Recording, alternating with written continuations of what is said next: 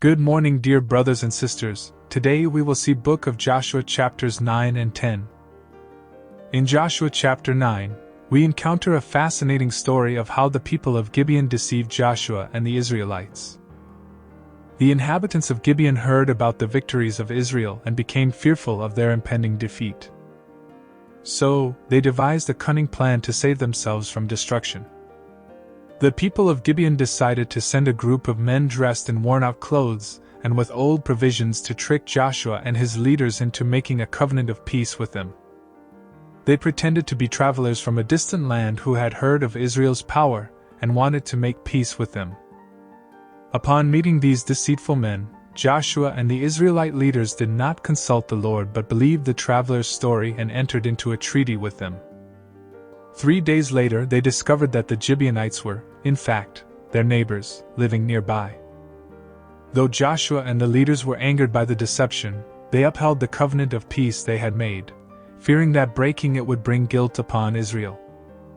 They allowed the Gibeonites to live but made them servants for the tabernacle, hewing wood and drawing water. This chapter serves as a reminder for us to seek God's guidance and wisdom in all matters of life.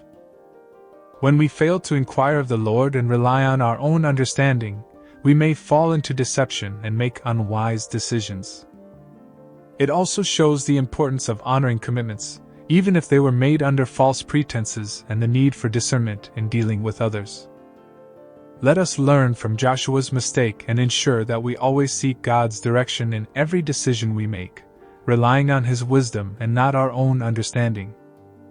In Joshua chapter 10, we witness a remarkable account of God's intervention in a battle against 5 Amorite kings who waged war against Gibeon, the city that had made peace with Israel.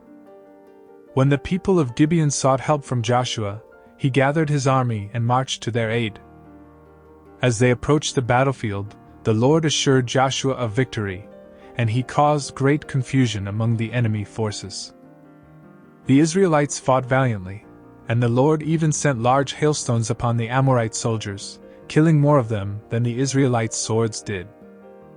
Witnessing the miraculous intervention of God, Joshua prayed to the Lord, asking him to make the sun stand still so that the Israelites could have enough time to defeat their enemies. In response to Joshua's faith-filled prayer, the Lord halted the movement of the sun and extended the daylight. With God's help, the Israelites successfully defeated the Amorite kings and conquered their cities. The chapter also highlights how Joshua ordered the kings to be killed and displayed their bodies as a testimony of the Lord's power and victory. This chapter teaches us several important lessons. First, the power of God is far greater than any earthly strength, and He can intervene in miraculous ways to fulfill His promises. Second, prayer is a powerful tool in the hands of a faithful believer, and God can answer prayers that align with His will and purposes.